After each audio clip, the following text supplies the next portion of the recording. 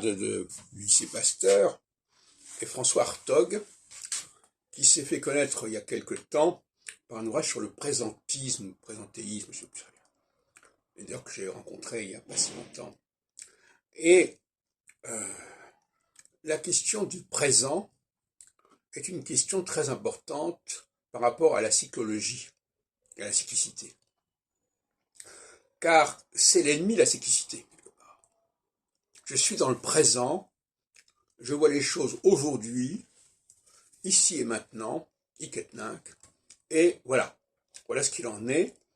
Le passé, je ne le vois pas comme une alternative, je ne le vois pas comme représentant l'avenir, parce que si j'étais dans la cyclicité, je dirais, ce qui s'est passé va revenir.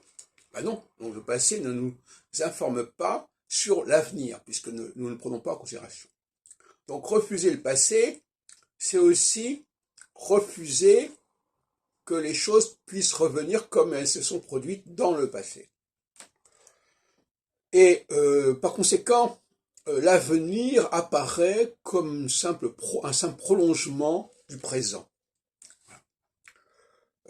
Et c'est un contresens majeur au regard de l'astrologie que je défends. Parce que l'astrologie que je défends, c'est au contraire une astrologie qui a des périodes.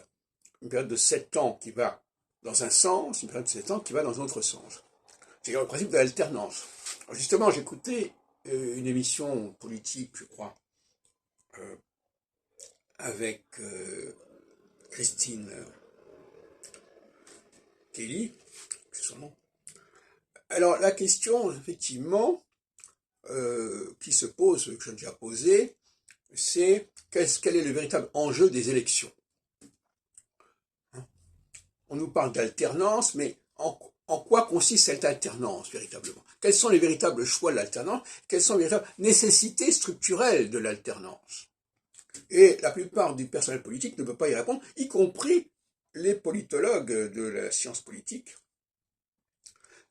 Ils peuvent élaborer des modèles d'alternance, mais sans contenu. Si ce n'est l'alternance de la gauche et la droite, mais la gauche et la droite, on ne sait pas très bien non plus ce que ça veut dire.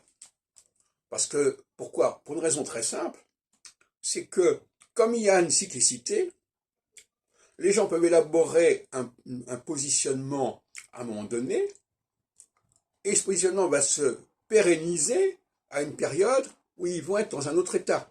Donc il va y avoir une hybridation du discours qui va mélanger et confondre et superposer les deux phases que je viens d'évoquer, mais que certains connaissent déjà, équinoxialité, solstitialité, etc.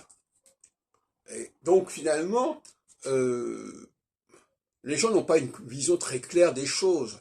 Et les programmes peuvent être entachés justement par cette espèce de problème, à savoir qu'un programme a été élaboré à un moment donné et qu'il va être modifié sous l'influence d'une évolution des mentalités, mais tout en gardant certaines particularités, etc. Donc tout ça, ça crée quelque chose d'assez inconsistant. Hein.